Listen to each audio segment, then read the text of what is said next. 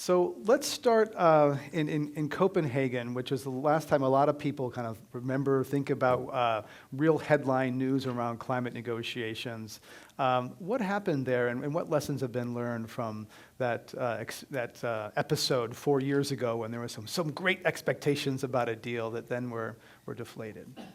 Well, the first thing you learn is that you do not get heads of state around the table to actually draft an agreement.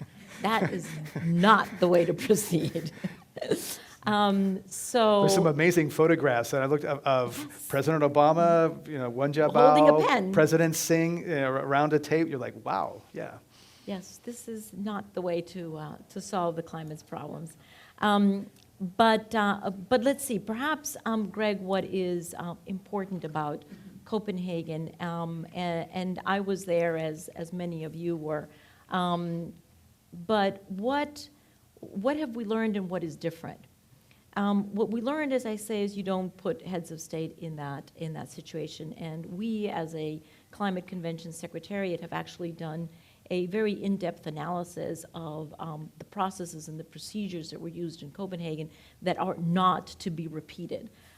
So since then, we have had 3 Conference of the Parties, which we have one every year, and they have not had the same process that we had in Copenhagen because we have learned very clearly, that there is transparency is necessary, that you can't, even if they are presidents, you can't put them into a dark room and say, okay, you're going to figure this out and everybody else is outside of the room.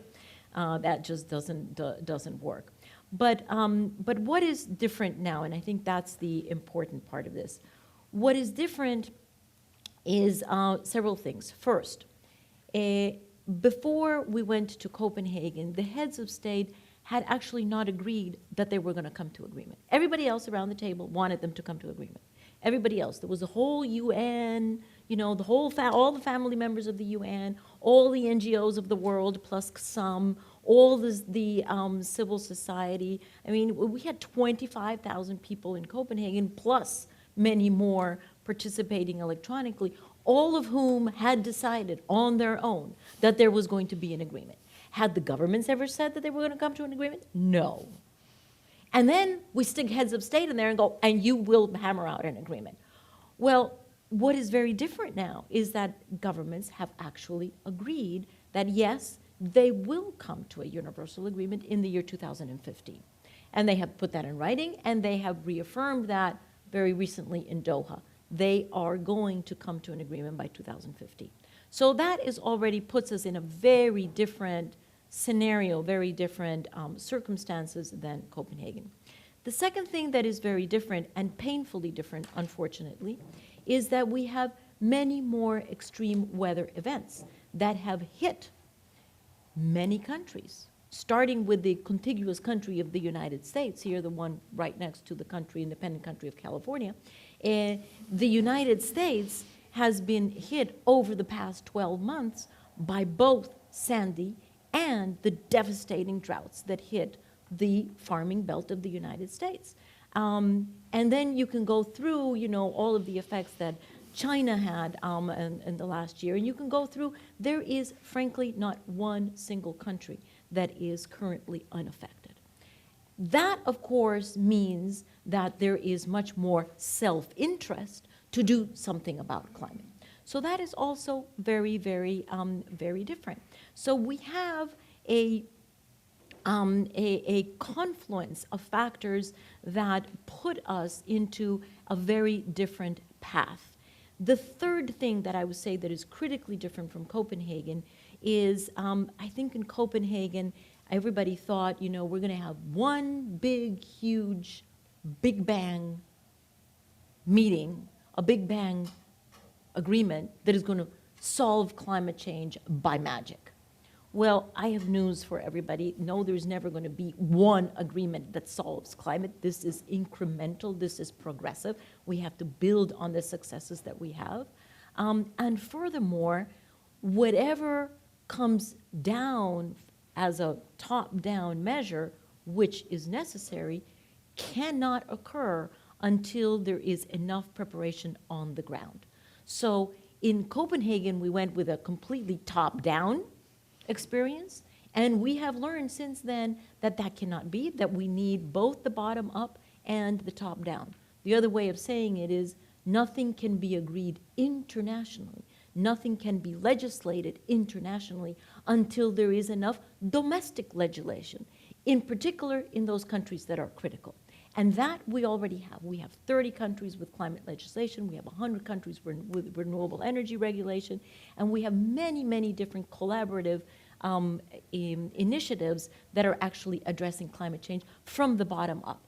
So what we have now is both the need for the top down, but also much more fertile ground upon which to build. One of the central tensions since this climate process started in 1992, which was at the end of the Cold War, things looked very different then. China was just opening. China was nowhere near the economic powerhouse that it is today, was this tension between historic emitters, developed industrialized countries that essentially created the carbon problem. I interviewed Ed Markey once, congressman, who said most of the carbon up there is red, white, and blue. And I thought, well, okay, that's France and Russia, and yes, the United States.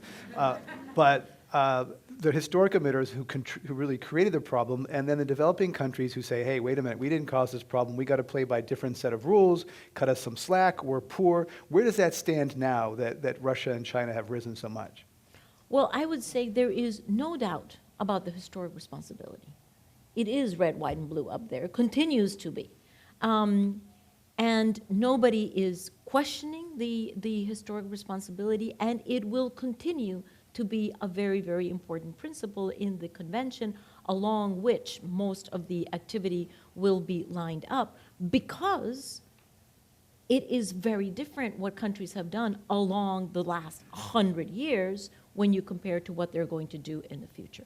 Having said that, what is also very clear is that that cannot be the only organizing principle. If it's the only organizing principle, we're not going to get anywhere. Because the fact is that most of the future emissions are going to come from my part of the world, from the developing countries.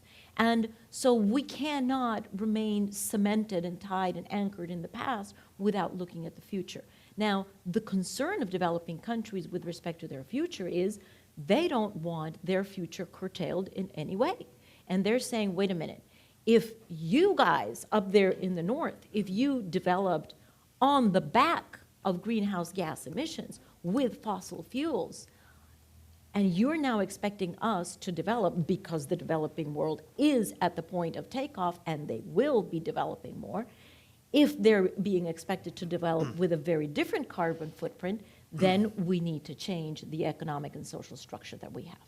And we need to figure out how is this going to be equitable. That is the big challenge. Equity is the big challenge now for the new agreement. And that is going to have to be one of the very, very important organizing principles. And in equity, what developing countries are saying is, give us equitable access to sustainable development. Do not curtail our growth. We need to grow. We are happy to entertain the possibility that our growth has to be different from the one in the north, but we cannot curtail our growth. That, I think, is a very justified expectation. And do the rich industrialized northern countries agree on that principle of equity? And is there agreement on that? You know, they're getting there. They're getting there. This is not something that happens overnight, right? But yes, they are getting there. The term equitable access to sustainable development has actually been now with us for 2 years. It was put into these famous legal documents that we produce in Cancun, so 3 years ago. But people are really beginning to understand that. People are really beginning to understand that developing countries need the space to grow.